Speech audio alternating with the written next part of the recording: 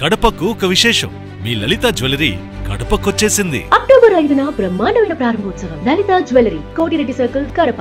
ఒక పాప వేసిన పెయింటింగ్ ఎంత నచ్చింది అంటే, సగం చిరుతుపులి అనుకుంటా, సగం చిరుతుపులి అస్థిపంజరంలో అయిపోయి 3 వారిన చెట్లు వెనకాల డీరా ఎఫారెస్టేషన్కి అంటే ఎలాగది సగం ఎండిపోయి సగం మొత్తం కాలిపోయి ఎముకల్లో ఉంటుంది. ఇంకా కాపాడుకుంటే అదే తీసుకురండి మీ ఫాదరా రండి తీసుకుంది.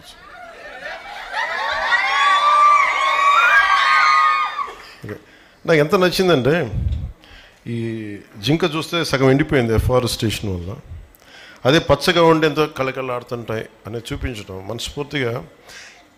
ఇది ఎంత అద్భుతం కదా ఇది. ఈ రోజున సాహితీ కానీ ఇక్కడున్న చిన్నపిల్లలు కానీ అందరూ కూడా మీరు ఈరోజు చేసింది చాలా సామాన్యమైన విషయం కాదు. ఇది చూడటానికి ఏదో పెయింటింగ్ ప్రైజ్ కాదు, దీనికంటే చాలా లోతైంది. Thank you.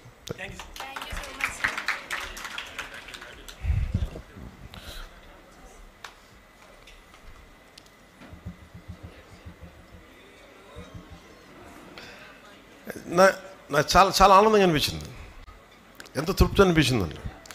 వాళ్ళకి మీలాంటి వాళ్ళకి మేము ఇవ్వగలిగేది తప్పని పెడతాం. ఇది ఏదైనా సరే, ఇందాక మన చిరంజీవి చౌదరి గారు చెప్పినట్టుగా ఇది ప్రభుత్వం చేసేదో లేదంటే ఒక ముఖ్యమంత్రి, ఉప ముఖ్యమంత్రి, ఎమ్మెల్యేలు చేసేది కాదు, అందరం కలిపి చేసేది. మార్పు రావాలంటే నాకు చాలా చిన్నప్పటి నుంచి అనుకునేవాడిని, ఓజోన్ లేయర్ దెబ్బతినేస్తుంది, వాతావరణం ఎల్నినో ఫ్యాక్టర్ వచ్చేస్తుంది. భయపడిపోయాను చిన్నప్పుడు. నేను పెరిగి పెద్ద అయ్యేటప్పుడు ప్రపంచం కూలిపోద్దా, ఇంక బతకలేమా, చాలా భయం ఉండేది నాకు. నిజంగా నా భయంకి తగ్గట్టుగానే నీళ్లు తీస్తుంటే ఇప్పుడు తాగుతుంటే, వాళ్ళు చిన్నప్పుడు సైన్స్ ఫిక్షన్ బుక్స్ చదువుతున్నప్పుడు 8th క్లాస్లో 10th క్లాస్లో భవిష్యత్తులో మాస్కులు పెట్టి తిరగాలి, నీళ్లు ఇట్లా మనం ఎలా పడితే, చిన్నప్పుడు మామూలు కొళాయిలు వెళ్ళిపోయి ఫ్రెండ్స్ ఇళ్ళలో ఆడుకుంటుంటే అక్కడ కూర్చోబెట్టి నీళ్లు తాగేసేవాళ్ళం. అన్నీ బాగానే ఉండే. ఇప్పుడు ఏదన్నా తాగాలంటే భయం వేస్తుంది. ఆ పరిస్థితి నుంచి స్వచ్ఛమైన నీళ్లు రావాలి అంటే అంత స్థాయికి వెళ్ళాలని ఒక ప్రయత్నం చేస్తున్నాం. అది జరగాలని మీకు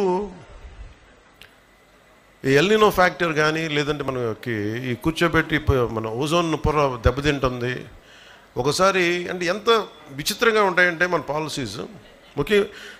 నాకు ఒక చిన్నపిల్లడు చెప్పాడు ఈ మాట. ఎవరితో మాట్లాడుతూ ఉంటే ఒకసారి ఏదో రోడ్డు మీద వెళ్తూ ఉంటే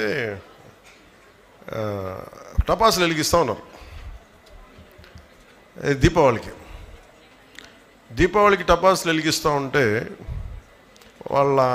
ఎవరు చెప్తున్నారు, అబ్బాయి పాట ఏం చెప్తున్నాడు, నువ్వు పాట చేయకూడదు, ధూళి వచ్చేస్తాయి, అవి వచ్చేస్తాయంటే అతను చూసి, మరి ఇంతకుమించి పెద్ద బాంబులు పేలుస్తారు కదా, మరి దానికి ఏంటి, దానికి రాదా అన్నాడు. అప్పుడు నాకు అనిపించింది, ఎందుకు గుర్తొచ్చిందంటే ఇందాక ఎవరో ఫోన్లో మెసేజ్ పంపించారు. మనం ఎంతసేపు పర్యావరణం కాలుష్యం అయిపోయింది, ఇదైపోయింది అనుకున్నాం. మనకి దీపావళికి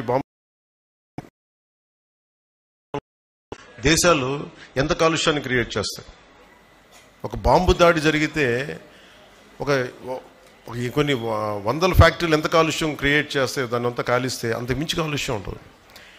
ఇది చిన్నపిల్లలు చాలా పట్టుకుంటున్నారు. ఇది పెద్దవాళ్ళు ఎంత పట్టుకున్నారో నాకు తెలియదు, కానీ చిన్నపిల్లలు అడుగుతాను, ఎందుకంటే వాళ్ళ భవిష్యత్తుకు సంబంధించింది. మీకున్నంత భయం, ఎందుకంటే మీరు ఎదిగి పెద్దవాళ్ళు అనుకుంటారు మీరు. ఎందుకంటే నాకు చిన్నప్పుడు నాకు ఆ భయం తెలుసు. నేను పెరిగి పెద్ద అయ్యే లోపు ఎన్ని పాడైపోతాయా ఇవన్నీ భయంతో. ఏంటంటే పిల్లలు ఎక్కువ విఘ్నత ఉంటారు. నేను ఎప్పుడు చిన్నపిల్లల్ని వాళ్ళు 2 ఏళ్ళు కాని నుంచి కానీ 18 ఏళ్ల వరకు నేను చాలా కీన్గా వింటాను పిల్లల మాట. ఎందుకంటే మీలో భవిష్యత్తు కనిపిస్తుంది. ఎందుకంటే మీరు పెద్దవాళ్ళకి అడ్రస్ చేయాలి. నాకు అందుకని చిన్నపిల్లలు ఏదైనా మాట చెప్తే వాళ్ళు వింటాను వాళ్ళ మాట. అందుకని వాళ్ళ సలహాలు కూర్చొని మీ చిన్నపిల్లలని చెప్పి నేను ఎప్పుడు పక్కన పెట్టను. మీరు ఒక మాట చెప్పి ఒక చిన్నపాటి సలహా చెప్తే వెంటనే తీసుకుంటాను అది నేను.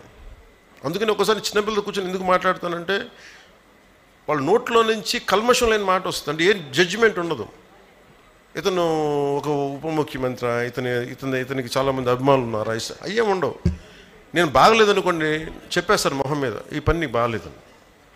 విఘ్నత గల వ్యక్తిగా నేను వినాలన్నమాట. నేనే కాదు, పెద్దవాళ్ళు ఎవరైనా సరే. అందుకనే పిల్లలు పర్యావరణం గురించి చెప్తుంటే చాలా వినాలి. ఇందాక పాప వేసిన డ్రాయింగ్ అది ఏదో ప్రైజ్ కోసం వేయాలి, లోపల నుంచి ఒక భావన కదిలితే, అంటే భవిష్యత్తు మీద ఎంత బాధ్యత భయం లేకపోతే అలాంటి భావన రాదు. అలాంటి వాతావరణంలో ఉండాలి ఆ పాప. అందుకని మనందరం బాధ్యతగా తీసుకోవాలి. కడపకు ఒక విశేషం, మీ లలిత జ్యువెలరీ కడపకొచ్చేసింది. అక్టోబర్ 5న బ్రహ్మాండమైన ప్రారంభోత్సవం. లలిత జ్యువెలరీ, కోటిరెడ్డి సర్కిల్, కడప. మీ లలిత జ్యువెలరీలో ధరలు చెక్ చేయండి. డబ్బులు చాలా చాలా ఆదా చేస్తారు. డబ్బులు ఎవరికి ఊరికే రావు.